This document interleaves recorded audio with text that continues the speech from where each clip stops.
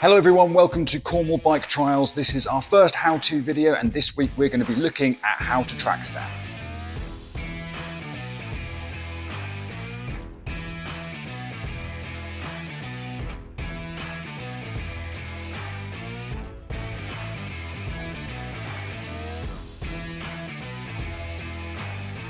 The track stand is a vital skill for any trials rider and can help any other kind of cyclist to get better at riding bikes. While it's not the most visually impressive or exciting of moves, it is immensely important. There are essentially three parts to the track stand, and these are the same regardless of what kind of bike you have. Bringing the bike to a stop, turning the handlebars, and adjusting your position. So an important note just to interrupt the video with: which way should you turn your front wheel? Now, I'm left foot forward and I turn my front wheel to the left. There are some people that do it the other way. Personal preference, I think. I realised after watching someone else's track stand tutorial that I thought maybe I'd been doing it wrong for over 20 years. Actually, I spent an exorbitant amount of time last night, well over an hour, watching YouTube videos of almost every trials rider and cyclist that I could find. And it turns out that all of the following people, Jack Carthy, Ali Clarkson, Chris Ackrig, Vincent Hermans, Aurelien Fontenoy, Kenny Belay, Jacko Castellia, Hans Ray, Thomas Rimbergossen, Duncan Shaw, Cesar Canas and Danny Comas all turn their front wheel away from their strong foot. And all of these people, Danny McCaskill, Martin Ashton, Martin Hawes, Eric Altang, Charlie Rolls, Ryan Leach and Jeff Lanowski, as far as I can tell, all turn their front wheel towards their strong foot. So it's completely open to whatever you want to do. Turn your front wheel whichever way you feel comfortable with. Right, back to the video.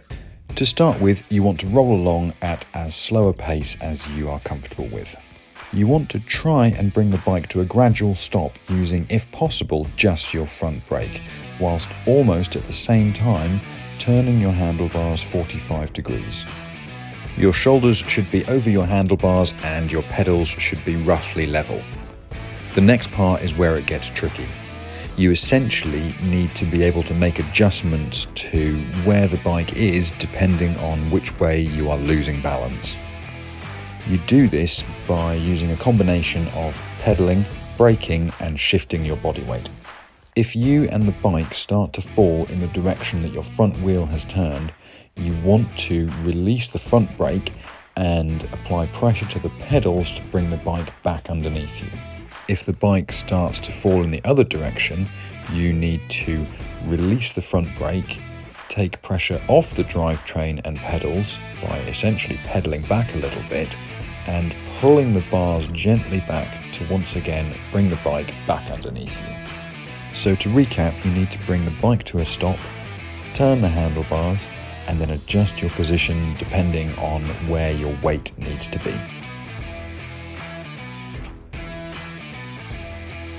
Some common mistakes that people make: trying to make all of the adjustments with the front wheel and not using your pedals and brakes.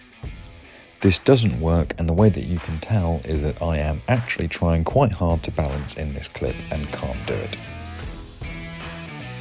Trying to hop instead of balance. Whilst technically yes, you can do this as an alternative to the track stand, it's nowhere near as efficient. You're going to get arm pumped very quickly and it's just not as useful. And trying to track stand with your pedals not level. It's one of the most common mistakes that we see young and new trials riders making, and it's so easily fixable by just making sure your pedals are horizontal.